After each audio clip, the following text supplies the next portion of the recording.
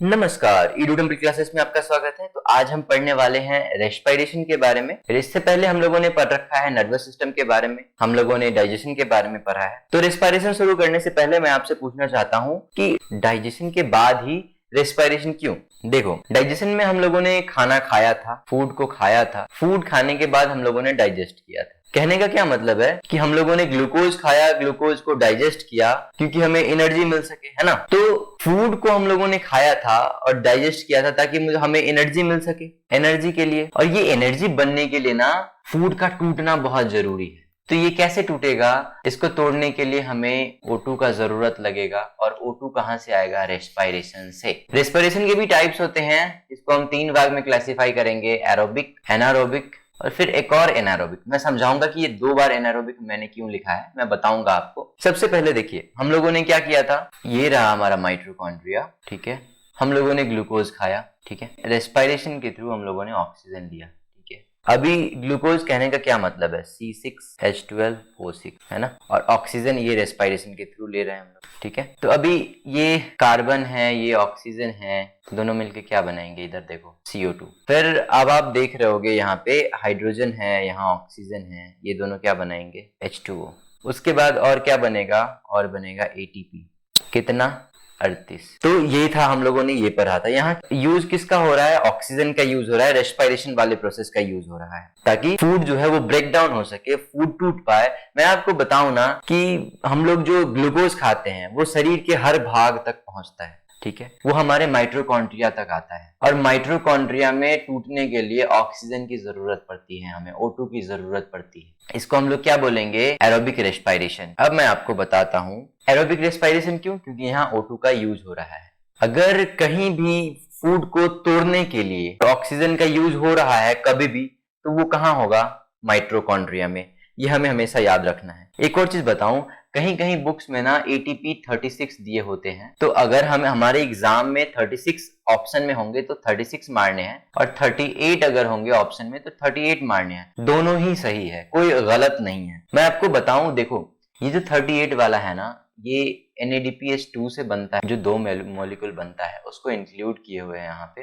तो वो बिल्कुल अलग मॉलिक्यूल है। सीधा सीधा हमें ये याद रखना है, अगर 36 ATP ऑप्शन में है तो हमें 36 टिक करने हैं, अगर 38 है तो 38 टिक करनी है। दोनों ही सही है, गलत नहीं है। अब आप देख रहे होगे यहाँ पे रेस्पिरेशन का कुछ डेफिनेशंस मैंने देखा था, वहां लिखा हुआ था, the lungs and respiratory system allow us to breathe, they bring oxygen into our body called inspiration और inhalation and send carbon dioxide out. This exchange of oxygen and carbon dioxide is called respiration. देखो, ये भी सही है लेकिन ये काफी हद तक उतना सही नहीं कह पाएंगे, ये एकदम प्रॉपर नहीं होगा। क्यों? ये प्रॉपर इसलिए नहीं होगा ना क्योंकि ये सारी बातें जितनी भी लिखी हुई है ये माइटोकॉन्ड्रिया के संदर्भ में लिखा हुआ है, ये एरोबिक रेस्पिरेशन के संदर्भ में लिखा हुआ है कि ऑक्सीजन आएगा और फिर हमारे बॉडी से कार्बन डाइऑक्साइड जाएगा और इसी प्रोसेस को हम लोग रेस्पिरेशन बोलेंगे, है ना। पर ये तो सिर्फ माइटोकॉन्ड्रिया के साथ, ये तो हमारे अंदर हो रहा है, बाकी में तो नहीं हो रहा है ना। हर जगह नहीं हो रहा है। कहने का मतलब बैक्टीरिया के साथ ऐसा नहीं है।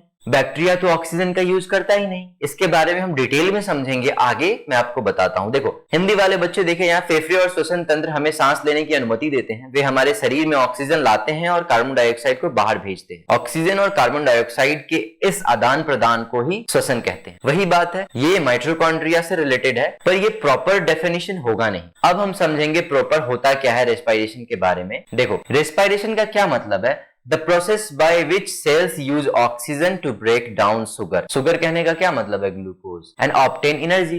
मैंने आपको बताया था ना, फूड को ब्रेक डाउन करना और उससे क्या बनाना? एनर्जी बनाना। फूड को ब्रेक डाउन करके एनर्जी बनाना, इसी प्रोसेस को हम लोग क्या कहते हैं? रेस्पिरेशन। अब हम जानेंगे कुछ रेस्पिरेटरी ऑर्गन्स के बारे में। जैसे मान लो कि अर्थवर्म है तो उसमें कौन से श्वसन अंग होंगे, फ्रॉग है उसमें कौन से होंगे, कॉकरोच में कौन से होंगे, ये सारी चीज हम लोग देखेंगे। देखो, स्किन से जो सांस लेने वाले हैं उसमें आता है अर्थवर्म, उसमें आता है फ्लैटवर्म। अर्थवर्म कहने का मतलब केचुआ और फ्लैटवर्म कहने का मतलब, देखो बच्चे जब मिट्टी खाने लगते हैं, बच्चे के पेट में कीड़ा हो जाता है, उसी को हम लोग फ्लैटवर्म कहते हैं। ये अपनी स्किन से ही सांस लेते हैं। यह है इनका सेल बॉडी, ऐसा होता है कुछ सेल बॉडी। इधर से लेंगे वो ऑक्सीजन और इधर से छोड़ देंगे CO2, ठीक है, सिंपल। ऑक्सीजन लेंगे इधर से और इधर से कार्बन डाइऑक्साइड छोड़ देंगे। स्किन और लंग से दोनों में कौन है? फ्रॉग है। स्किन से कैसे लेंगे? तो ऐसे लेंगे। लंग से कैसे लेंगे? तो वो मैं आपको बताऊंगा। अभी कॉकरोच क्या करता है, ट्रेकिया से सांस लेता है। ट्रेकिया और ये जो स्पाइरेकल है ना, ये दोनों लगभग एक ही है, मैं आपको बताऊंगा। लंग्स से लेने वाले में कौन होते हैं, ह्यूमन होते हैं, स्नेक होते हैं, फ्रॉग होते हैं, बर्ड होते हैं। बुक लंग से स्कॉर्पियो होते हैं। स्कॉर्पियो कहने का क्या मतलब, देखो मैं आपको अच्छे से समझाऊं। ये देख रहे हो, ये आपको बुक जैसी नहीं लग रही है, ये जो स्ट्रक्चर है आपको बुक जैसी नहीं लग रही है, तो इसके थ्रू कौन लेता है, इसके थ्रू कौन रेस्पिरेट करता है, इसके थ्रू करता है स्कॉर्पियन।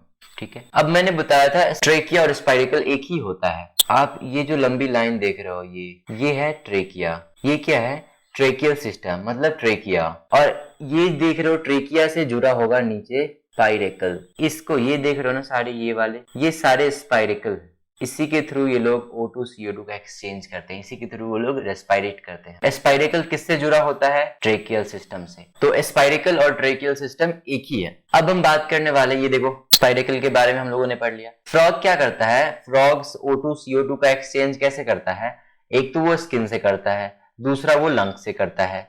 ह्यूमन भी क्या करते हैं, लंग से करते हैं। ह्यूमन में क्या होता है, देखो ये होता है एल्वियोलाई, इसके बारे में हम लोग डिटेल में पढ़ेंगे कैसे O2 CO2 का एक्सचेंज होता है इसमें एल्वियोलाई के थ्रू, बहुत अच्छे से जानेंगे इसके बारे में। इसको याद कर लेना आप लोग। स्किन से कौन लेता है, अर्थवॉर्म, फ्लैटवॉर्म, और स्किन और लंग्स दोनों से फ्रॉग। ट्रेकिया से कौन करता है, कॉकरोच। कॉकरोच जैसे देखो जितने भी इंसेक्ट होते हैं ना, कॉकरोच भी तो इंसेक्ट ही है, तो मैंने एग्जांपल के लिए कॉकरोच लिख दिया है। जितने भी इंसेक्ट होते हैं ना, वो स्पाइरेकल और ट्रेकिया से ही रेस्पिरेट करते हैं। लंग्स से बात आए तो ह्यूमन, स्नेक, फ्रॉग और बर्ड। बुक लंग्स से अगर बात आए तो स्कॉर्पियो। बुक लंग्स कैसे होते हैं, ऐसे होते हैं कुछ, ये बुक की तरह होते हैं, तो इसके बारे में हमने बात किया था, है ना। तो यही थे कुछ रेस्पिरेटरी ऑर्गन जिसके बारे में मैंने बताया आपको। आगे हम डिटेल में पढ़ेंगे। तो सबसे पहले हम लोग जानेंगे ये कि खून का रंग कैसा होता है, रेस्पिरेटरी पिगमेंट। रेस्पिरेटरी पिगमेंट कहने का मतलब श्वसन वर्णक, मतलब खून का रंग, ब्लड का कलर कैसा होगा, ब्लड कलर। देखो अगर रेड होगा, रेड होगा कहने का क्या मतलब है, हेमोग्लोबिन है ना। और हेमोग्लोबिन कहाँ पाए जाते हैं, आरबीसी में। आरबीसी कहने का क्या मतलब है, red blood cell, red blood corpuscle, है ना। तो आप यहां देख रहे होगे। मैं आपको एक बात बताऊं, ये हेमोग्लोबिन कब लाल होगा, जब इसमें ऑक्सीजन जुड़ेगा। कितना ऑक्सीजन, 4। ये मैं आपको बताऊंगा आगे, फिलहाल आप ये जानो कि हेमोग्लोबिन में ऑक्सीजन जुड़ेगा तभी क्या होगा, रेड होगा। क्या, ये जो ब्लड है, रेड ब्लड कॉर्पस्कल है, वो रेड कब होगा, जब हेमोग्लोबिन से ऑक्सीजन जुड़ेगा, है ना। तो इस वजह से ह्यूमन में, स्नेक में, फ्रॉग्स में, फिश में, बर्ड में, इन सब में ब्लड कैसा होता है, रेड होता है। अगर हम बात करें ब्लू की, देखो ब्लू किस में होगा, ब्लू ब्लड होगा ऑक्टोपस में। खून हमारे लाल होते हैं, बर्ड्स के लाल होते हैं, ठीक वैसे ही ऑक्टोपस के ब्लड कैसे होते हैं, तो वो ब्लू होते हैं। ठीक है, अब एक और आता है कलरलेस ब्लड। ये देखो सबसे पहले मैं आपको बताऊं, रेस्पिरेटरी पिगमेंट को हम 3 भाग में क्लासिफाई कर सकते हैं। उसको हम क्या बोलेंगे, सबसे पहले हम लोग बोलेंगे रेड, ब्लू और कलरलेस। रेड के बारे में हम लोगों ने पढ़ा, ब्लू के बारे में भी हम लोगों ने पढ़ा। अब हम जानेंगे कलरलेस ब्लड के बारे में। कलरलेस ब्लड में क्या होता है, कलरलेस ब्लड ज्यादातर इंसेक्ट में पाए जाते हैं। इंसेक्ट मतलब कीड़े मकोड़े में, कीट में, जैसे कॉकरोच मान लो। ठीक है, मैं आपको एग्जांपल देकर बताता हूं। मान लो ये एक कॉकरोच है, कॉकरोच को हम लोगों ने उलट दिया, ठीक है, और उसमें आपने देखा होगा ना, ये जो होते हैं ना ऐसे सिड्डूनुमा स्ट्रक्चर होते हैं, इसी को हम लोग बोलते हैं ट्रेकिया। तो हमारे वाले ट्रेकिया, गर्दन वाले वो वाले ट्रेकिया मत समझ लेना, ये ट्रेकिया बिल्कुल अलग है उससे। और इधर एक खाली स्ट्रक्चर पाया जाता है, इधर इसमें कोई भी वेसल्स वगैरह नहीं होता। ब्लड जो होते हैं ना, वो ऐसे ही फ्लो करते रहते हैं, इधर से उधर, उधर से इधर, इधर से उधर, ऐसे ही फ्लो करते रहते हैं। और इसको हम लोग क्या बोलते हैं, हेमोसील कहा जाता है। इसको क्या बोला जाता है, इसको बोला जाता है हेमोसील। कलरलेस ब्लड है ना, जिसको हम लोगों ने, जैसे रेड ब्लड था हमारे अंदर तो हम लोगों ने हेमोग्लोबिन कहा था, वैसे ही कलरलेस ब्लड को क्या बोला जाएगा, हेमोलिम्फ। क्या बोला जाएगा, हेमोलिम्फ। यहां देखो क्या लिखा हुआ है, the blood of the insect is known as haemolymph and it is colorless because hemoglobin is not present in blood, है ना। hemoglobin is not present in its blood. The circulatory system of insects is of open type. मैंने बताया था ना, ये जो circulatory system है ये ओपन टाइप होता है, डायरेक्ट टिश्यूज में ट्रांसफर कर देता है। यहां से क्या करेगा, डायरेक्ट टिश्यूज में ट्रांसफर कर देगा ब्लड को, कोई वेन्स नहीं होता, देखो it has no veins and arteries. The oxygen is directly transferred into tissues through the tracheoles. तो जो ऑक्सीजन होंगे ना वो डायरेक्ट ट्रांसफर हो जाएंगे टिश्यूज में ट्रैकियोल्स के थ्रू, है ना। तो इसलिए मैंने कहा था, एग्जांपल लिया था यहाँ पे कॉकरोच का। कॉकरोच में क्या पाया जाता है? ट्रेकिया, खाली जगह पाया जाता है, उसको हम लोग कहते हैं हेमोसील कहते हैं। और जो ब्लड होता है, कलरलेस ब्लड इंसेक्ट में पाया जाता है, उसको हम लोग क्या कहते हैं? उसको हम लोग हेमोलिम्फ कहते हैं। अब बढ़ते हैं आगे। अब हम कुछ पॉइंट के बारे में आपको बताएंगे। जैसे देखो, ऑक्सी हेमोग्लोबिन, हमारा जो हेमोग्लोबिन है ना वो कितने ऑक्सीजन को लेकर जाएगा? तो वो 4 ऑक्सीजन को लेकर जाएगा। कितने ऑक्सीजन को लेकर जाएगा? 4। ये देखो, और 4 ऑक्सीजन को जब लेकर जाएगा, देखो हेमोग्लोबिन 4 ऑक्सीजन को लेकर जाएगा, तो उसको हम लोग क्या बोलेंगे? Oxy haemoglobin. ऑक्सी हेमोग्लोबिन, ठीक है। और सबसे बड़ी बात ये कि हेमोग्लोबिन जो है ना वो कभी कार्बन डाइऑक्साइड के साथ रिएक्ट करेगा ही नहीं, कभी भी कार्बन डाइऑक्साइड के साथ रिएक्ट नहीं करेगा। जैसे मैं आपको बताऊं, ये देखो, ये हम लोगों ने बनाया लंग्स, ठीक है, यहाँ है हमारा हार्ट। तो जब हम लोग ऑक्सीजन लेते हैं ना, देखो मैं आपको बताऊं अच्छे से, जब हम लोग ऑक्सीजन लेते हैं, ऑक्सीजन यहाँ आया, O2 आया हमारे ब्लड में, कितने? 4। तो ये जो O2 आया ना हमारे हार्ट से, वो क्या करेगा, कैसे ट्रेवल करेगा हमारे बॉडी में? यहाँ पे ना ऐसे हेमोग्लोबिन घूमते रहते हैं। ऑक्सीजन आएगा इधर से, और ऑक्सीजन किसके साथ जाएगा? आरबीसी, रेड ब्लड के साथ, यानी हेमोग्लोबिन के साथ ये जुड़ जाएगा इधर Hb+O2, ठीक है। और ये क्या करेगा? इधर जाते रहेगा, तो यहाँ से वो रिलीज हो जाएगा। रिलीज हो जाने के बाद ये जो ऑक्सीजन है वो कहाँ चला जाएगा? माइटोकॉन्ड्रिया में। वो कहाँ चला जाएगा? ये रहा माइटोकॉन्ड्रिया में। माइटोकॉन्ड्रिया में जाने के बाद देखो इधर से O2 आ रहा है, इधर से ग्लूकोज हम लोगों ने खाया। अभी ग्लूकोज खाया तो ग्लूकोज में क्या है? कार्बन और ऑक्सीजन मिलकर क्या बनाएगा? CO2। ग्लूकोज में क्या है? हाइड्रोजन और ऑक्सीजन मिलकर क्या बनाएगा? H2O। और क्या बनाएगा? ATP कितना बनाएगा? 38। यहां से अब CO2 रिलीज किया। अब ये CO2 कैसे जाएगा? ये फिर से हेमोग्लोबिन के साथ नहीं जाएगा, ये फिर से आरबीसी के साथ नहीं जाएगा। ये क्या करेगा? ब्लड में हमारे प्लाज्मा भी होता है, तो प्लाज्मा के थ्रू वो यहाँ इसके बगल से, देखो मैं आपको बताऊं, इसके बगल से प्लाज्मा के थ्रू, आरबीसी के बगल से, हेमोग्लोबिन के बगल से प्लाज्मा के थ्रू बॉडी से बाहर निकल जाएगा, हमारे हार्ट तक जाएगा और बॉडी से बाहर निकल जाएगा।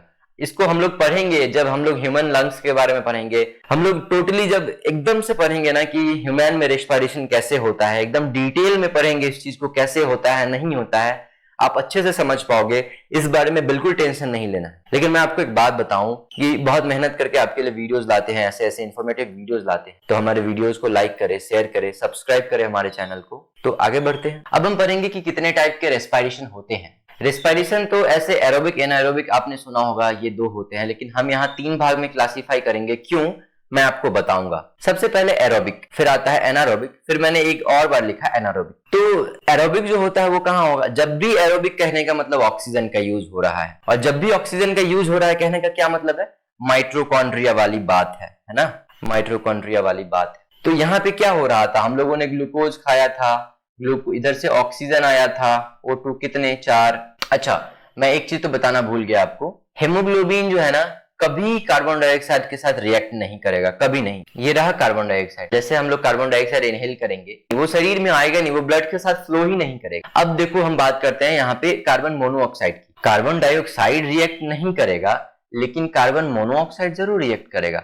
इसके बारे में, ये बहुत इंपॉर्टेंट चीज है, इसके बारे में पढ़ना बहुत जरूरी है। देखो हेमोग्लोबिन के साथ जैसे हम लोगों ने कार्बन मोनोऑक्साइड यहाँ से आया, कार्बन मोनोऑक्साइड आया, ठीक है, क्या आया? Carbon monoxide.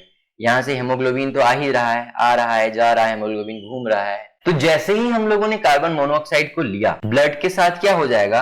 अब ये O2 नहीं रहा, अब ये क्या हो जाएगा? Carbon monoxide. यहाँ से क्या आया? यहाँ से कार्बन मोनोऑक्साइड आया। कार्बन मोनोऑक्साइड क्या करेगा? हेमोग्लोबिन के साथ रिएक्ट कर जाएगा, और यहाँ से कार्बन मोनोऑक्साइड यहाँ से ऐसे घूम रहा है, यहाँ से ऐसे आएगा तो ऑक्सीजन क्या हुआ था? यहाँ से रिलीज हो गया था, हमारे बॉडी के सभी पार्ट्स में चला गया था। लेकिन कार्बन मोनोऑक्साइड के साथ ऐसा नहीं है। एक बार कार्बन मोनोऑक्साइड ऐसे आया, पहला कार्बन मोनोऑक्साइड जो है वो खराब कर दिया हेमोग्लोबिन को, दूसरा हेमोग्लोबिन आया उसको भी खराब कर दिया, तीसरा हेमोग्लोबिन आया उसको भी खराब कर दिया। तो अब ये क्या हो रहा है? यहाँ से रिलीज तो हो नहीं रहा है कार्बन मोनोऑक्साइड। क्या होगा? ये एक परमानेंट कंपाउंड होता है, ये एक स्टेबल कंपाउंड होता है। तो इस वजह से क्या होगा ना, ये कार्बोक्सी हेमोग्लोबिन हो गया। वहां क्या था? ऑक्सी हेमोग्लोबिन हो गया। यहाँ पे कार्बन डाइऑक्साइड तो रिएक्ट किया नहीं, कार्बन मोनोऑक्साइड ने रिएक्ट किया और क्या बनाया, कार्बोक्सी हेमोग्लोबिन।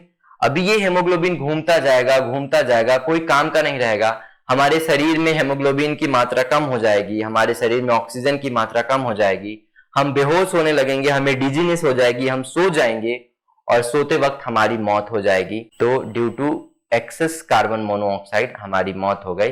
स्लीपिंग डेथ कहां किसके कारण होती है, किस गैस के कारण होती है, स्लीपिंग डेथ कार्बन मोनोऑक्साइड के कारण होती है। हमने आपको समझाया, इसको और डिटेल में आगे पढ़ेंगे। उससे पहले हम लोग पढ़ेंगे कि कितने टाइप के रेस्पिरेशन होते हैं। देखो, रेस्पिरेशन को हम 3 भाग में क्लासिफाई करेंगे, एरोबिक, एनारोबिक और एनारोबिक। अब आप पूछेंगे ये 2 बार एनारोबिक क्यों लिखे हैं, सब बताएंगे हम आपको।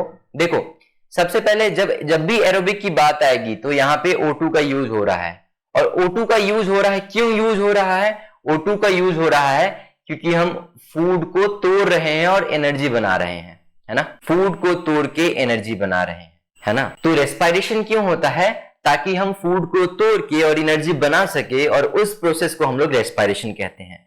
अब ये बिल्कुल नहीं कहना है कि ऑक्सीजन लेने की प्रक्रिया को, ऑक्सीजन ग्रहण करने की प्रक्रिया को हम लोग रेस्पिरेशन कहते हैं ना, ये बिल्कुल गलत है। रेस्पिरेशन किसे कहते हैं, हम जो फूड खाते हैं, हम जो ग्लूकोज खाते हैं, उसको तोड़ के और जो एनर्जी फॉर्म होता है उस प्रोसेस को हम लोग बोलते हैं रेस्पिरेशन। तो रेस्पिरेशन के भी टाइप्स होते हैं, एरोबिक, एनारोबिक, और ये एनारोबिक ही है, लेकिन ये क्यों लिखा है मैंने, इसको मैं समझाऊंगा। सबसे पहले मैं फिर से माइटोकॉन्ड्रिया बनाऊंगा। ये रहा माइटोकॉन्ड्रिया, इधर हम लोगों ने ग्लूकोज लिया, इधर से हम लोगों ने ऑक्सीजन लिया, कितना, 4, याद रखना है अभी। तो ये ग्लूकोज में क्या है, ग्लूकोज में है कार्बन, ये ऑक्सीजन मिलके क्या बनाएगा, कार्बन डाइऑक्साइड। फिर ग्लूकोज में हाइड्रोजन क्या बनेगा, H2O, फिर बनेगा ATP, कितना, ATP बनेगा 38। अब आप यहाँ पे देख रहे हो, ये टूटने के लिए, ग्लूकोज टूटने के लिए किसका यूज हो रहा है, ऑक्सीजन का। तो हमारे जिंदा रहने के लिए जिस एनर्जी की जरूरत है, उस एनर्जी के बनने के लिए जो प्रोसेस स्टार्ट होगा, और उस प्रोसेस में ऑक्सीजन का अगर यूज होगा तो उसको हम लोग क्या बोलेंगे, एरोबिक रेस्पिरेशन। फिर से समझिए, हम लोगों ने जो ग्लूकोज खाया, ग्लूकोज जो टूट के एटीपी बनाएगा, एनर्जी बनाएगा, एटीपी को बनाने के लिए जिस चीज की जरूरत है उसको हम लोग क्या बोलेंगे, ऑक्सीजन। देखो, ऑक्सीजन लिया तो ग्लूकोज में क्या है, कार्बन डाइऑक्साइड है। ग्लूकोज का फॉर्मूला क्या होता है, C6H12O6। ऑक्सीजन है इधर, कार्बन और ऑक्सीजन मिलके क्या बनाएंगे, CO2। हाइड्रोजन और ऑक्सीजन मिलके H2O बनाएंगे, और क्या बनेगा, ATP। ATP कितना बनेगा, 38। तो ये जो बना है, ये कहां बना है, ये बना क्रेब्स साइकिल में। इस प्रोसेस को हम लोग क्या बोलेंगे, क्रेब्स साइकिल, क्रेब्स चक्कर। और कहां बना, कहां, माइटोकॉन्ड्रिया में, माइटोकॉन्ड्रिया में। ये क्या है, माइटोकॉन्ड्रिया। तो ये जो फूड टूटने की, ये जो एनर्जी बनने की जो प्रोसेस है ना, उसी को हम लोग बोलते हैं एरोबिक रेस्पिरेशन। ठीक है, आपने देखा होगा ग्लूकोज से जो एनर्जी बनने की प्रोसेस है उसमें ऑक्सीजन का यूज होता है, और उसी को हम लोग बोलते हैं एरोबिक रेस्पिरेशन। एरोबिक रेस्पिरेशन में ऑक्सीजन का यूज होगा। और आपसे अगर ये पूछा जाए कि क्रेब्स साइकिल में क्या क्या प्रोडक्ट मिलते हैं, तो आप बोलोगे कार्बन डाइऑक्साइड, आप बोलोगे H2O, आप बोलोगे ATP, कितना, 38। ठीक है, अब हम पढ़ेंगे एनारोबिक रेस्पिरेशन के बारे में। एनारोबिक रेस्पिरेशन कहां होता है, बैक्टीरिया में होता है, और एरोबिक रेस्पिरेशन कहां होता है, माइटोकॉन्ड्रिया में। जब भी एरोबिक रेस्पिरेशन की बात आएगी, जब भी ऑक्सीजन रेस्पिरेशन में यूज होगा, तो कहां होगा, वो माइटोकॉन्ड्रिया में ही होगा। एनारोबिक रेस्पिरेशन की बात आती है तो ये बैक्टीरिया में होगा। और बैक्टीरिया कहने का क्या मतलब है, देखो, हम लोगों ने खाना खाया तो हमारे दांत में, जैसे एक एग्जांपल लेकर मैं आपको बताता हूं, हम लोगों ने खाना खाया तो हमारे दांतों में कुछ कण फंस गया, कुछ वो मॉलिक्यूल्स फंस गए, हमारे जो फूड के कुछ मॉलिक्यूल्स फंस गए। तो उसमें क्या करेंगे ना, जैसे ये देखो, ये रहे दांत और इसमें मॉलिक्यूल्स फंस गए, छोटे छोटे छोटे छोटे छोटे छोटे। यहां क्या करेगा, बैक्टीरिया उस फूड को खाएगा, बैक्टीरिया उस फूड को खाएगा, लेकिन इसको ना उस फूड को पचाने के लिए, उस फूड को एनर्जी में बनाने के लिए, एनर्जी में ट्रांसफॉर्म करने के लिए ऑक्सीजन की जरूरत नहीं लगेगी, O2 का यूज नहीं होगा वहां पे। इसलिए इसको क्या कहते हैं, एनारोबिक रेस्पिरेशन। और ये ग्लूकोज टूट कर क्या बनेगा, एथेनॉल। जैसे मान लो किसी बैक्टीरिया ने ग्लूकोज खाया और उस ग्लूकोज से क्या बनाएगा, एथेनॉल बनाएगा, और वो बदबूदार होगा। आप देखते होगे आपके मुंह में कीड़ा लग जाता है, आपके दांतों में कीड़ा लग जाता है, तो एक शराब जैसी बदबू आती है। और वो क्या कर रहा है, वहां पे एनारोबिक रेस्पिरेशन कर रहा है। जिस रेस्पिरेशन में ऑक्सीजन का यूज नहीं होगा उससे बदबू आएगी। और आपको पता है कि इस ग्लूकोज से एनारोबिक रेस्पिरेशन में बैक्टीरिया जो एनारोबिक रेस्पिरेशन कर रहा है, इसमें जो ग्लूकोज टूट रहा है, इससे जो एनर्जी फॉर्म होगा वो बहुत कम होगा। बहुत कम होगा, लगभग 1-2 एटीपी, 2-3 एटीपी के आसपास होगा, तो ये इतना जरूरी है नहीं। अच्छा, तो अब आप पूछोगे कि आपने दोबारा से क्यों लिखा था एनारोबिक रेस्पिरेशन? तो मैंने दोबारा से एनारोबिक रेस्पिरेशन इसलिए लिखा था, हमारे मसल्स में भी होते हैं ग्लूकोज, और मसल्स को इतना टाइम नहीं होता कि वो ऑक्सीजन के साथ रिएक्ट करे, ऑक्सीजन के साथ उस ग्लूकोज को मिलकर तोड़े, और इसलिए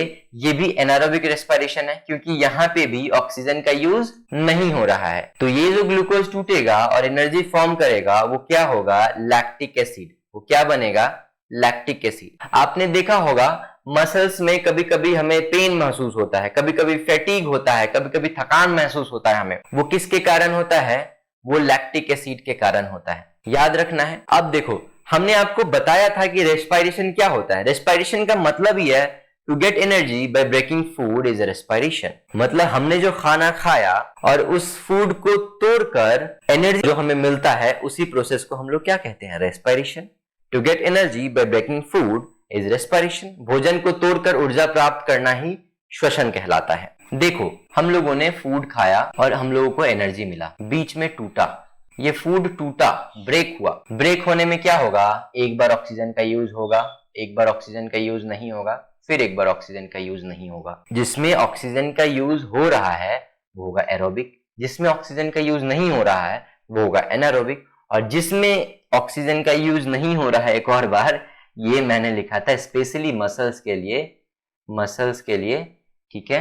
और इसको हम लोग क्या बोलेंगे? Anaerobic respiration, anaerobic respiration. तो ये भी एनारोबिक ही है, ये भी एनारोबिक ही है, लेकिन मैंने इसको अच्छे से क्लासिफाई कर दिया है अलग लिखकर, ताकि आप समझ पाओ कि ये टोटली डिफरेंट है, ये बिल्कुल अलग है, ये वाला एनारोबिक बिल्कुल अलग है। दोनों में O2 का यूज नहीं हो रहा है, लेकिन दोनों बिल्कुल अलग है।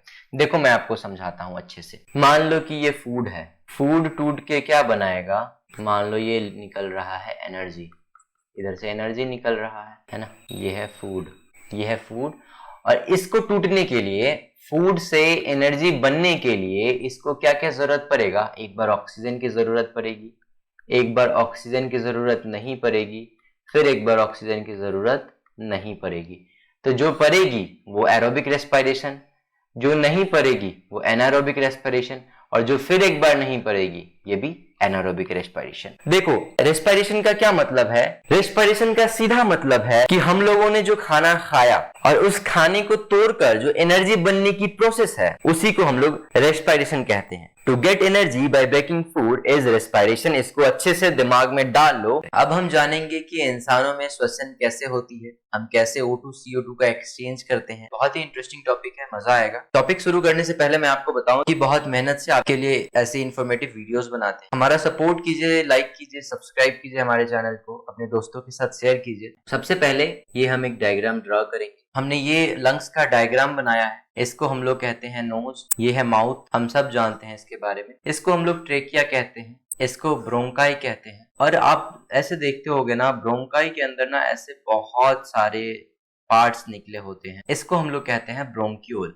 इसको क्या कहते हैं? इसको हम लोग कहते हैं ब्रोंक्यूल। इसमें ऐसे, ये देख रहे हो ना, अंगूर के गुच्छे की तरह बहुत सारे स्ट्रक्चर बने होते हैं, और यहीं पे होता है O2 CO2 का एक्सचेंज। यही वो मेन पार्ट है जहां से हम कार्बन डाइऑक्साइड और ऑक्सीजन दोनों को डिफ्यूज करते हैं। तो सबसे पहली बात ये है, मैं आपको बताऊं कि ये सबसे छोटी यूनिट होती है लंग्स की।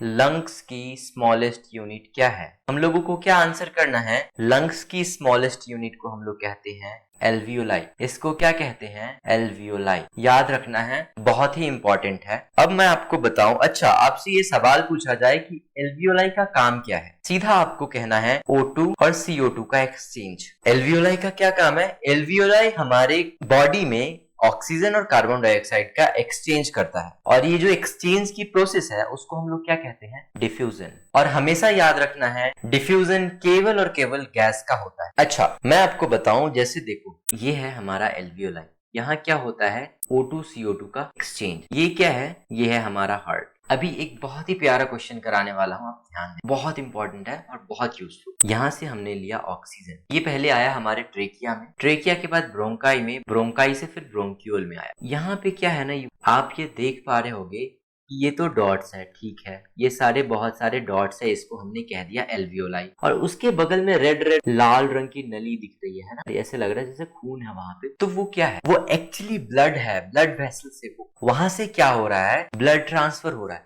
इससे पहले हमने डायग्राम आपको बता दिया है, डायग्राम कैसा होता है। हमने एक एल्वियोलाई बनाया है, ये रहा एल्वियोलाई, ये रहा हमारा हार्ट। हमने डायग्राम पहले आपको बनाकर बता दिया है कैसा होता है। आपको पता है एल्वियोलाई किसको कहते हैं, आपको पता है हार्ट किसको कहते हैं, हार्ट कहाँ होता है, एल्वियोलाई कहाँ होता है, आपको पता है। तो मैं आपको बताऊं क्या होगा। देखो, हमने O2 इनहेल किया, O2 आया, अभी क्या करेगा, यहाँ पे ब्लड चल रहा होता है, ब्लड ये कहाँ जाएगा, हार्ट में जाएगा, हमारे हार्ट से पंप होके और हमारे बॉडी में जाएगा, है ना। तो ये जो ब्लड है, यहाँ जो हेमोग्लोबिन है, हेमोग्लोबिन के साथ और क्या है, O2 है। O2 कहने का क्या मतलब है, ऑक्सीजन। तो हमारे ब्लड में ऑक्सीजन है, वो पहले हार्ट में जाएगा, हार्ट से पंप होके पूरे बॉडी में चला जाएगा और यहाँ पे O2 का यूज हो जाएगा, यहाँ पे O2 रिलीज कर देगा, ब्लड से यहाँ पे O2 रिलीज हो जाएगा और हमारे बॉडी में जहां जहां जरूरत है वहां वहां O2 का यूज हो जाएगा, ठीक है। अभी O2 का यूज तो हो गया हमारे बॉडी में, तो अभी क्या बनेगा, CO2 बनेगा। अभी ये CO2 क्या होगा, इधर से ऐसे आएगा, यहाँ से फिर पंप होके और फिर से देखो इधर आएगा, यहाँ एल्वियोलाई के पास। इसको हम लोग कहते हैं डीऑक्सीजनेटेड ब्लड। ये जो नली देख रहे हो, इसमें जो ब्लड है वो डीऑक्सीजनेटेड है। डीऑक्सीजनेटेड क्यों?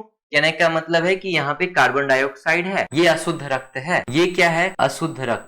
और ये यहाँ पे क्या है, हेमोग्लोबिन के साथ ऑक्सीजन है, तो ये क्या है, शुद्ध रक्त। याद रखना है आपको। तो शुद्ध रक्त सबसे पहले हार्ट में जाएगा, सबसे पहले सर्कुलेटरी सिस्टम में जाएगा, वहां से पंप होके हमारे बॉडी में आएगा, बॉडी में O2 का यूज हो जाएगा। O2 का यूज हो जाने के बाद CO2 बनेगा और फिर से सर्कुलेटरी सिस्टम यानी हार्ट में जाएगा, हार्ट से पंप होके वापस एल्वियोलाई के पास जाएगा। देखो यहाँ पे अभी क्या हो रहा है, दोनों मिल जा रहे हैं। ये जो डीऑक्सीजनेटेड ब्लड वाला जो वाल्व है, डीऑक्सीजनेटेड ब्लड वाला जो नली है और ऑक्सीजनेटेड ब्लड वाला जो नली है, देखो दोनों जुड़ जा रहा है। अभी क्या होगा, देखो यहाँ से क्या होगा, CO2 बाहर और ये फिर से ब्लड जो है ना वो शुद्ध हो जाएगा, क्योंकि कार्बन डाइऑक्साइड बाहर हो गया है तो ये ब्लड फिर से लाल होते चला जाएगा, ये शुद्ध हो जाएगा। और देखो क्या होगा, यहाँ से देखो ऑक्सीजन अंदर और ये साइकिल चलती रहेगी, चलती रहेगी, चलती रहेगी। तो आपको समझ में आया कि हम कैसे O2 लेते हैं, कैसे CO2 छोड़ते हैं। ये इतना बताने का मतलब यही था कि एल्वियोलाई में क्या होता है, एल्वियोलाई में होता है O2 CO2 का एक्सचेंज होता है। मैंने आपको समझाया अच्छे से कि O2 CO2 का एक्सचेंज कैसे होता है। अब मैंने आपको ये भी बताया कि हमारे बॉडी में ब्लड का पंप होता है, वो कौन करता है, वो हार्ट करता है ना। मैंने आपको बताया। एक सवाल चैप्टर शुरू करने के साथ साथ ही मैंने एक क्वेश्चन बताया था आपको, स्मॉलेस्ट यूनिट लंग्स की क्या होती है। तो लंग्स की स्मॉलेस्ट यूनिट होती है एल्वियोलाई। देखो ये वाला जो पार्ट देख रहे हो, इसको हम लोग कहते हैं ट्रेकिया, इसको हम लोग ट्रेकिया कहते हैं। ये जो देख रहे हो इसको हम लोग कहते हैं ब्रोंकाई, ये जो देख रहे हो इसको कहते हैं ब्रोंकियोल। तो ब्रोंकाई ब्रोंकियोल पता लग गया आपको।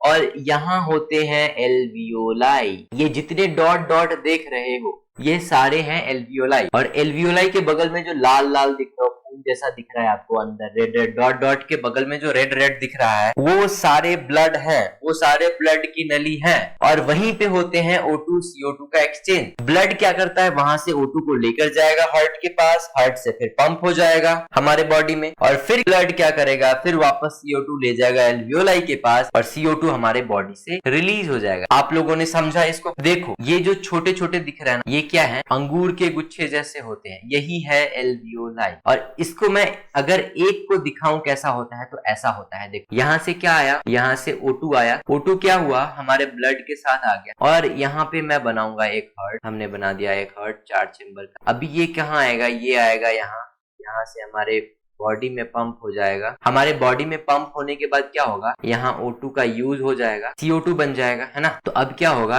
CO2 जो होगा यहाँ से ऐसे आएगा, यहाँ पे क्या है CO2, ये क्या है डीऑक्सीजनेटेड ब्लड। तो ये CO2 निकल रहा है, देखो यहाँ पे निकल रहा है, ये CO2 बाहर रिलीज हो जाएगा बॉडी से। समझ पा रहे हो, मैंने बताया आपको, बहुत अच्छे से समझ पाए होंगे कि एल्वियोलाई में O2 CO2 का एक्सचेंज कैसे होते हैं। लंग्स की सबसे छोटी यूनिट को क्या कहते हैं, alveoli. Smallest unit of lungs कौन होता है, एल्वियोलाई। याद रखना है O2 CO2 का एक्सचेंज कहाँ होगा, एल्वियोलाई में। मेथड क्या होता है, जिस प्रोसेस से O2 और CO2 का एक्सचेंज होता है उस विधि को हम लोग कहते हैं डिफ्यूजन। डिफ्यूजन का मतलब होता है विसरण, और विसरण हमेशा गैसों का होता है। तो याद रखना है। आगे हम पढ़ेंगे डायफ्राम के बारे में। ये डायफ्राम क्या होता है, देखो ये जो आप देख रहे हो पैराशूट जैसा, ये जो आप देख रहे हो यही है डायफ्राम। डायफ्राम का क्या काम होता है, डायफ्राम हमें ना सांस लेने में, छींकने में और हिचकी लेने में मदद करता है। Helps in breathing, helps in sneezing और हेल्प्स इन हिकअप। तो ये हमें सांस लेने में, स्नीज करने में, छींकने में और हिकअप यानी हिचकी लेने में बहुत मदद करता है। देखो ब्रीद करना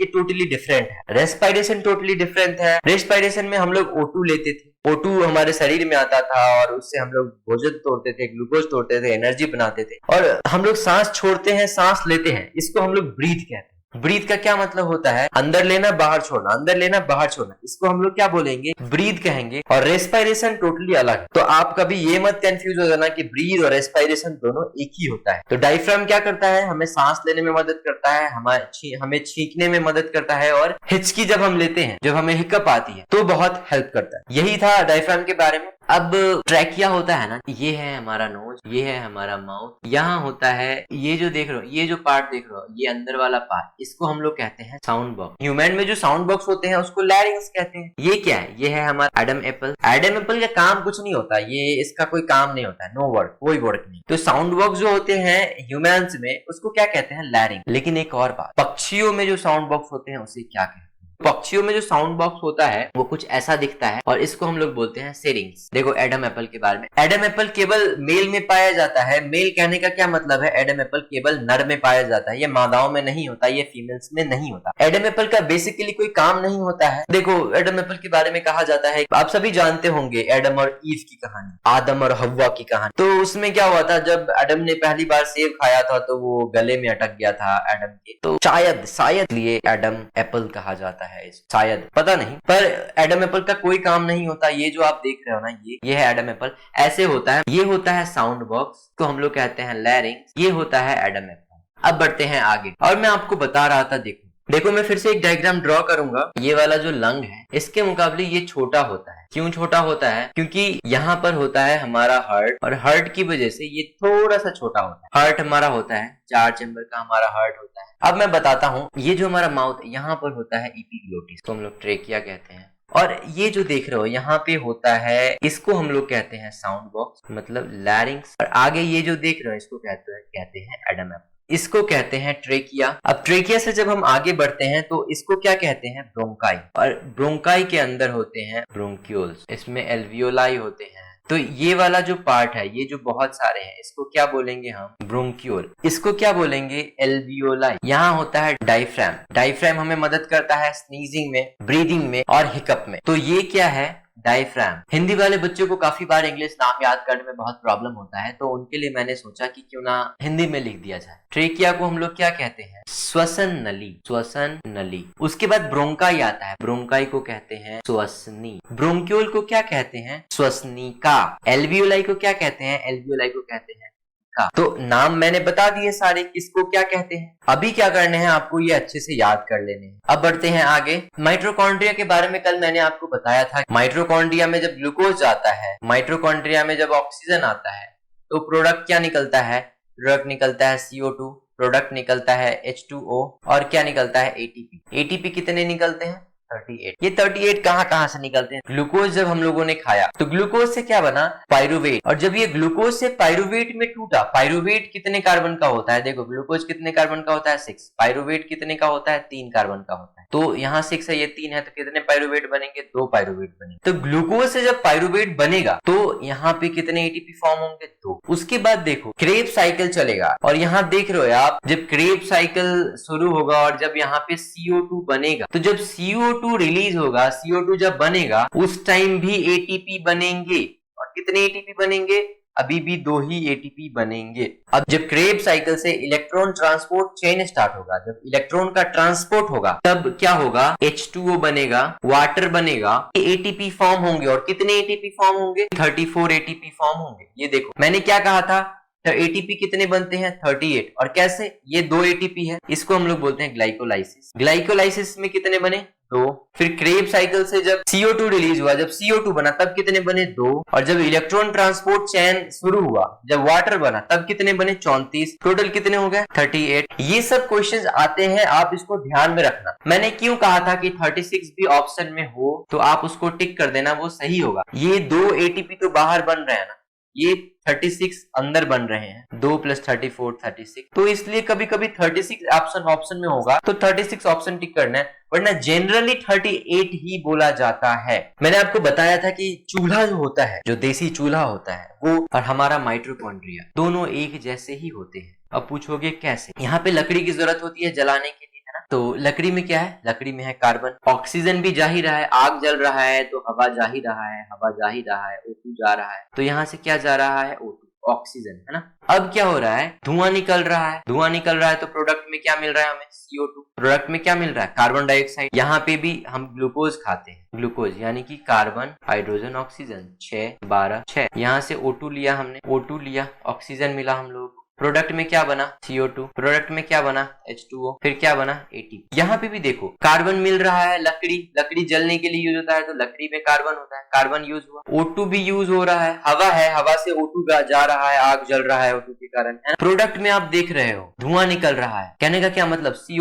CO2 भी यहाँ बन रहा है। आपने देखा होगा लकड़ी जब जलती है तो नमी होती है, थोड़ी सी नमी होती है, तो H2O भी हमारे आ रहे हैं, और उसके बाद आग जल रहा है, एनर्जी निकल रहा है, ATP भी बन रहा है। यहाँ भी कार्बन है, यहाँ भी ऑक्सीजन है, यहाँ भी कार्बन है, यहाँ भी ऑक्सीजन है, यहाँ भी वाटर बन रहे हैं, यहाँ भी वाटर बन रहे हैं, यहाँ भी कार्बन डाइऑक्साइड है, यहाँ भी कार्बन डाइऑक्साइड है, ATP यहाँ भी बन रहा है, ATP यहाँ भी बन रहा है, तो लगभग दोनों सेम ही है। तो ATP का फुल फॉर्म क्या होता है? Adenosine triphosphate. एडिनोसिन ट्राइफॉस्फेट को हम लोग एनर्जी मॉलिक्यूल भी कहते हैं, करेंसी ऑफ एनर्जी भी कहते हैं। एडिनोसिन ट्राइफॉस्फेट कहने का क्या मतलब? ये एक केमिकल है और इसके साथ 3 फॉस्फेट जुड़े हुए हैं। अब हम आगे पढ़ेंगे स्टैटिक लंग वॉल्यूम। सबसे पहले आता है टाइडल वॉल्यूम। टाइडल वॉल्यूम का क्या मतलब होता है? ज्वारीय आयतन। क्या मतलब है? वॉल्यूम ऑफ एयर इंस्पायर्ड और expired during a normal respiration. It is approx 500 ml, that is a healthy man can inspire approx 6000 to 8000 ml of air पर मिनट। कहने का क्या मतलब है कि हम नॉर्मली जो रेस्पिरेशन करते हैं, नॉर्मली जो हम लोग इनहेल करते हैं, नॉर्मली जो हम सांस लेते हैं और नॉर्मल तरीके से जो छोड़ते हैं, वो कितना ml सांस हम लेते हैं और कितना ml छोड़ते हैं? लगभग 500 ml सांस लेते हैं और 500 ml ही छोड़ते हैं। इसको हम लोग लेना और इसको हम लोग छोड़ना समझेंगे, ठीक है। तो 500 ml ये है पर ब्रीथ। स्वस्थ इंसान 1 मिनट में लगभग 15 बार सांस लेता है। 15 बार कहने का मतलब 500 × 15, 1 मिनट में लगभग 7500। इस हिसाब से हमारा ये रेशियो ठीक ही है, 6000 से 8000 ml तक। तो यही था हमारा टाइडल वॉल्यूम। अब हम जानेंगे इंस्पिरेटरी रिजर्व वॉल्यूम के बारे में। हम लोगों ने नॉर्मली सांस लिया, उसके ऊपर से ज्यादा कितना सांस हम ले सकते हैं? उसके ऊपर लगभग 2500 से 3000 ml सांस हम खींच सकते हैं, ज्यादा से ज्यादा। तो देखो हमने सांस लिया, नॉर्मली सांस लिया, इसके अलावा हम जोर से कितना खींच सकते हैं? खींचकर सांस कितना ले सकते हैं? ये लिया, तो ये कितना होगा एवरेज? ये लगभग 2500 से 3000 ml तक होगा। 500 तो पहले से ही है, उसके अलावा ये 2500 और 3000 है। तो ये होता है हमारा इंस्पिरेटरी रिजर्व वॉल्यूम। याद रखना है, इंस्पिरेटरी रिजर्व वॉल्यूम किसको कहते हैं? कि जो हमने सांस ले रखा है नॉर्मली, उसके ऊपर से खींचकर कितना सांस ले सकते हैं। अब हम पढ़ेंगे एक्सपिरेटरी रिजर्व वॉल्यूम। कहने का मतलब समझ रहे हो? इंस्पिरेटरी मतलब सांस लेने वाला, एक्सपिरेटरी मतलब सांस छोड़ने वाला। कि नॉर्मली जो हम सांस छोड़ते हैं, छोड़ दिया, इसके अलावा ज्यादा से ज्यादा कितना छोड़ सकते हैं जोर लगाकर? ये जो हमने छोड़ा, तो पहले तो हम लोग छोड़ रखा था नॉर्मली के अलावे एडिशनल हम लोगों ने फोर्सिबल एक्सपायरेशन किया, छोड़ा हमने सांस को जानबूझकर, जबरदस्ती। वो कितना होगा? वो होगा 1000 ml से लेकर 1100 ml तक। ये समझ गए एक्सपिरेटरी रिजर्व वॉल्यूम। अब रेजिडुअल वॉल्यूम। ये रेजिडुअल वॉल्यूम क्या होता है कि हम लोगों ने वो जो फोर्सिबल एक्सपायरेशन किया था, हम लोगों ने वो जो नॉर्मल सांस हम लोगों ने 500 ml खींचा था, उसके अलावे भी हम लोगों ने जबरदस्ती सांस खींचा, तो कितना खींचा? 2500 से 3000। लेकिन हम लोगों ने जो सांस छोड़ा था, नॉर्मल जो हम लोगों ने सांस छोड़ा था, वो तो पहले हम लोगों ने 500 ml छोड़ दिया था, और इस 500 ml छोड़ने के बाद ज्यादा से ज्यादा हम लोगों ने छोड़ा था, तो वो कितना था? 1000 ml। कहने का मतलब यहाँ हम 2500 ले रहे हैं लेकिन छोड़ हम 1000 ही रहे, तो कुछ ना कुछ तो बच ही जा रहा है ना। तो कितना बच जा रहा है? लगभग 1100 से लेकर 1100 ml से लेकर और 1200 ml तक बच जा रहा है। तो फोर्सिबल एक्सपायरेशन के बावजूद 1100 ml से लेकर 1200 ml सांसें जो वॉल्यूम ऑफ एयर है वो बच जा रहा है हमारे लंग्स में। ये पढ़ लिया। अब हम देखेंगे इंस्पिरेटरी कैपेसिटी। अब आईसी के बारे में देखेंगे। ये कैपेसिटी कहने का क्या मतलब होता है? ये क्षमता है। कहने का मतलब वो तो ज्यादा से ज्यादा छोड़ रहे थे, ज्यादा से ज्यादा ले रहे थे, यही था ना। अब हमारी क्षमता देखेंगे लंग्स की कितनी है कैपेसिटी। देखो, इंस्पिरेटरी कैपेसिटी कहने का क्या मतलब है कि ज्यादा से ज्यादा हम लोग कितना सांस ले सकते हैं नॉर्मल एक्सपायरेशन के बाद। कहने का क्या मतलब, वहां हम लोगों ने इंस्पिरेटरी रिजर्व वॉल्यूम में क्या किया था? हम लोगों ने जब नॉर्मली सांस लिया था उसके बाद हम लोगों ने जोर से सांस लिया था कि कितना ले सकते हैं। यहां क्या होता है, टोटल कितना हम लोग इंस्पायर कर सकते हैं। एक नॉर्मल एक्सपायर मतलब हम लोगों ने नॉर्मल 500 ml सांस छोड़ दिया, इसके बाद ज्यादा से ज्यादा हम लोग कितना सांस ले सकते हैं। तो क्या होगा, टाइडल वॉल्यूम कहने का क्या मतलब, 500 ml, उसको प्लस करेंगे तो ये इंस्पिरेटरी कैपेसिटी टोटल निकल जाएगा। और ये IRV इंस्पिरेटरी रिजर्व वॉल्यूम कितना था हमारा, लगभग कितना था इंस्पिरेटरी रिजर्व वॉल्यूम हमारा, तो 2500 से 3000 के आसपास। तो ये हमें क्या करना है, हमें बस फॉर्मूला याद रखना है। ये देखो, इंस्पिरेटरी वॉल्यूम हम कैसे निकालेंगे, तो हम लोग टीवी यानी tidal volume plus IRV inspiratory reserve volume plus कर देंगे तो ये निकल जाएंगे। तो याद करने, नॉर्मली कितना ml छोड़ते हैं? 500। कितना ml लेते हैं? 500 ml। बस यही याद करना है, बाकी हमें बस ये फॉर्मूला याद करना है, बाकी रटने की जरूरत नहीं है सारी, इतना ये छोड़ता है उतना वो छोड़ता है, ठीक है। अब हम देखेंगे एक्सपिरेटरी कैपेसिटी। कहने का मतलब ज्यादा से ज्यादा कितना हम लोग छोड़ सकते हैं। जैसे एक नॉर्मल सांस लिया हम लोगों ने, नॉर्मल सांस लेने के बाद ज्यादा से ज्यादा कितना छोड़ सकते हैं। वहां हम लोग क्या कर रहे थे, एक्सपिरेटरी रिजर्व वॉल्यूम में नॉर्मली सांस छोड़ रहे थे, और नॉर्मली सांस छोड़ने के बाद ज्यादा से ज्यादा हम लोग और कितना छोड़ रहे थे, है ना। तो ज्यादा से ज्यादा जब पूछेगा तो क्या करेंगे हम लोग, जो नॉर्मली हम लोग 500 ml छोड़ रहे थे प्लस हम लोग जो नॉर्मली सांस छोड़ने के बाद जबरदस्ती जो छोड़ रहे थे, कहने का मतलब ERV एक्सपिरेटरी रिजर्व वॉल्यूम, इसको प्लस कर देंगे, एक्सपिरेटरी का कैपेसिटी निकल जाएगा EC। तो EC का फॉर्मूला क्या होगा, TB प्लस ERV, याद रखना है। अब आता है हमारा फंक्शन रेजिडुअल कैपेसिटी। कहने का क्या मतलब है, नॉर्मली सांस छोड़ दिया और नॉर्मली सांस छोड़ने के बाद हमारे अंदर जो सांस बचेगा वो कितना बच सकता है, कैपेसिटी कितना होगा, ज्यादा से ज्यादा कितना बच सकता है। कहने का मतलब क्या है, ERV ज्यादा से ज्यादा हम कितना छोड़ सकते थे, तो ज्यादा से ज्यादा हम लोग छोड़ सकते थे कितना, हम लोग लगभग ERV एक्सपिरेटरी रिजर्व वॉल्यूम कितना कर सकते थे, 1000 से 1100, है ना, 1100 ml था। नॉर्मली छोड़ने के बाद इतना ज्यादा से ज्यादा हम छोड़ सकते थे। क्या कह रहा है, नॉर्मल एक्सपायरेशन के बाद हमारे लंग्स में कितना रह जाएगा। तो नॉर्मल एक्सपायरेशन के बाद जो हम छोड़ रहे थे जबरदस्ती, तो वो कहां छोड़ रहे थे, ERV में, वो कितना था 1000 से 1100, ये हमारा बच जाएगा क्योंकि नॉर्मली एक्सपायरेट करने के बाद तो हम कर ही नहीं रहे हैं, तो ये 1000 यहां है हमारा प्लस। अब हमने आपको बताया था रेजिडुअल वॉल्यूम के बारे में, एक बार नॉर्मली हम इंस्पायरेट करते थे, नॉर्मली लिया, इसके लेने के बाद ज्यादा से ज्यादा कितना ले सकते थे, 2500 ml के आसपास ले सकते थे। लेकिन नॉर्मली हम जो सांस छोड़ रहे हैं 500 छोड़ दिया, 500 ml, इसके बाद ज्यादा से ज्यादा कितना छोड़ सकते हैं, बस 1000। तो कहने का मतलब कहीं ना कहीं हमारे लंग्स में है वो, हमारे लंग्स में कहीं ना कहीं वो ml, उतना ml बचा हुआ है जितना का गैप है हमारे इंस्पिरेटरी रिजर्व वॉल्यूम में और एक्सपिरेटरी रिजर्व वॉल्यूम में। तो हमारे जो रेजिडुअल वॉल्यूम होता है वो क्या होता है, वो तो वही होता है ना कि जबरदस्ती हम जो सांस छोड़ रहे हैं उसके बाद भी हमारे लंग्स में जो सांस बचा हुआ है वही है रेजिडुअल वॉल्यूम। तो वो जो सांस हमारे लंग्स में बचा हुआ है वो लगभग 1200 होता है। तो 1000 वो जो हम जबरदस्ती छोड़ते और 1200 ये जो बचा हुआ है, तो टोटल कितने हो जाएंगे, लगभग 2200। तो ये हो जाएंगे हमारे फंक्शनल रेजिडुअल कैपेसिटी। तो कहने का मतलब ये हमें याद नहीं करना, ये तो वेरी होते हैं पर्सन टू पर्सन। हमें क्या करने हैं, हमें ये फॉर्मूला याद करना। अब हम पढ़ने वाले हैं रेस्पिरेशन में एक topic, partial pressure of gas. हम लोग जो ऑक्सीजन लेते हैं, हम लोग जो कार्बन डाइऑक्साइड छोड़ते हैं, तो जो ऑक्सीजन हम लोगों ने लिया एटमॉस्फेयर से, उसका प्रेशर कितना था बाहर और अंदर कितना हुआ, और हम लोगों ने जो बाद में कार्बन डाइऑक्साइड छोड़ा वो अंदर कितना था हमारे शरीर के अंदर और बाहर जाकर कितना हुआ, तो वो हम लोग देखेंगे, ठीक है। O2 जब वातावरण में होता है तो ये कितना होता है 159 mmHg। mmHg का क्या मतलब होता है, सबसे पहले आपको ये बताना है। mmHg का मतलब होता है मिलीमीटर ऑफ मरकरी। Hg का मतलब क्या होता है, mercury. Millimetre of mercury pressure मापने का तरीका होता है जिससे हम लोग प्रेशर मापते हैं। तो जब एटमॉस्फेयर में ऑक्सीजन होंगे तो कितना होंगे 159 mmHg। जैसे ही ये हमारे लंग्स में जाएंगे तो पार्शियल प्रेशर कितने हो जाएंगे 104 mmHg। ठीक है, पहले मैं ऑक्सीजन का बताता हूं, फिर मैं बताऊंगा कार्बन डाइऑक्साइड का। तो जब हमारे एल्वियोलाई में जाएंगे वो ऑक्सीजन तो कितने हो जाएंगे 104 mmHg। और जब फिर वहां से ब्लड में आएंगे, जब हमारे ऑक्सीजनेटेड ब्लड में जाएंगे तब कितना होगा 95 mmHg। ठीक है, 95 mmHg जब हमारे ऑक्सीजनेटेड ब्लड में होगा। और जब यही डीऑक्सीजनेटेड ब्लड में चला जाएगा, कहने का मतलब जब यहां आ जाएगा डीऑक्सीजनेटेड ब्लड में, तो ये कितना हो जाएगा 40 mmHg। अब हम कार्बन डाइऑक्साइड के बारे में पढ़ते हैं। जब यहां पे होगा कार्बन डाइऑक्साइड, यहां होगा बॉडी टिश्यू में होगा, तो यहां पे कार्बन डाइऑक्साइड का कितना होगा प्रेशर,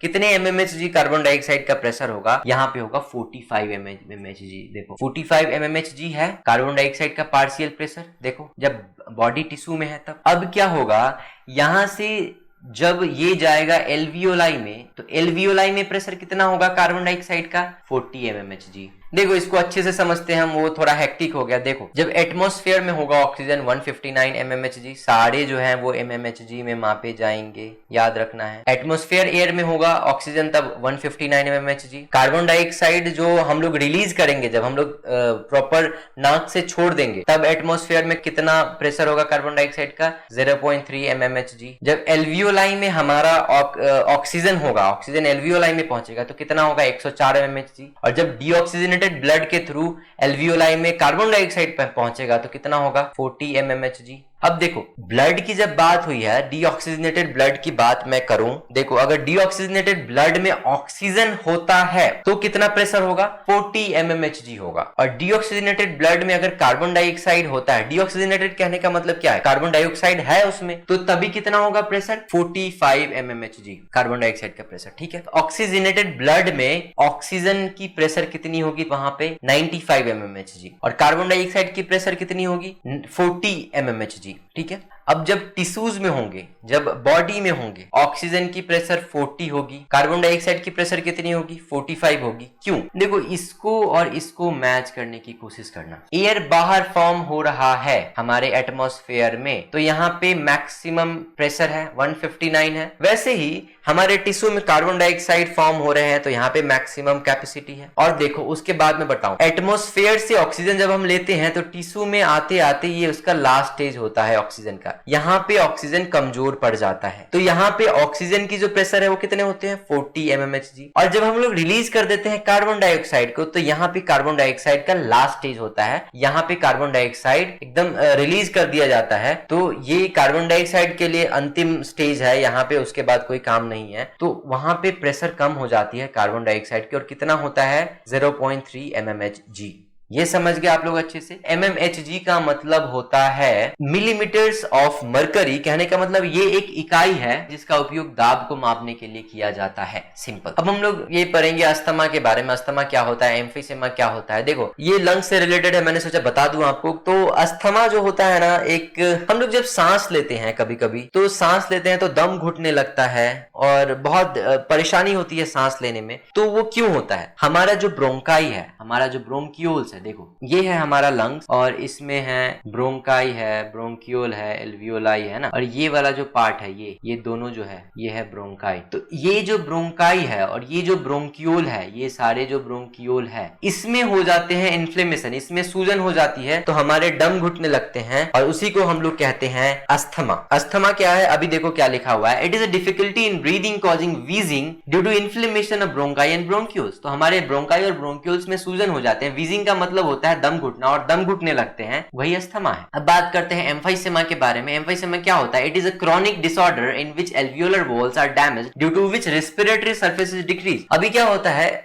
ये ना ज्यादातर सिगरेट फूंकने वाले लोगों में होती है। हमारे एल्वियोलाई जो होते हैं, ये जो हमारे एल्वियोलाई होते हैं, एल्वियोलाई में टार जमा हो जाते हैं और बहुत सारे गैसेस भर जाते हैं सिगरेट के। ये जो वॉल है, एल्वियोलर वॉल जो है वो कम होने लगते हैं, जिसकी वजह से रेस्पिरेटरी सरफेस कम हो जाएंगे। मतलब जितने ज्यादा एल्वियोलाई होंगे हमारे अंदर, उतना ज्यादा अच्छा है ना सांस लेने के लिए, उतना ज्यादा O2 CO2 का एक्सचेंज होगा, और जितने ज्यादा कम होंगे उतने ज्यादा सरफेस डिक्रीज हो जाएंगे। तो इस वजह से क्या होता है, हमें बहुत दिक्कत होता है सांस लेने में, बहुत ज्यादा तकलीफ होता है, हमारे रेस्पिरेटरी सरफेस बहुत घट जाते हैं। तो इसी को कहते हैं एम्फीसेमा। ये ज्यादातर सिगरेट पीने से होता है और सिगरेट पीने वाले लोगों के साथ होता है। यही था रेस्पिरेशन चैप्टर का अंत। हमने काफी कुछ सीखा इस चैप्टर में, बहुत ही इंटरेस्टिंग टॉपिक थी ये। आशा करता हूं कि आपको पसंद आया होगा। अगर हमारा ये वीडियो आपको पसंद आया है तो हमारे वीडियो को लाइक करें, शेयर करें और हमारे चैनल को सब्सक्राइब करें। बेल आइकन को भी दबाएं ताकि हमारे वीडियोस की नोटिफिकेशन आप तक पहुंचते रहे। तो अगली बार फिर मिलते हैं ऐसी किसी इंफॉर्मेटिव वीडियो के साथ। तब तक के लिए धन्यवाद, टाटा, बाय बाय।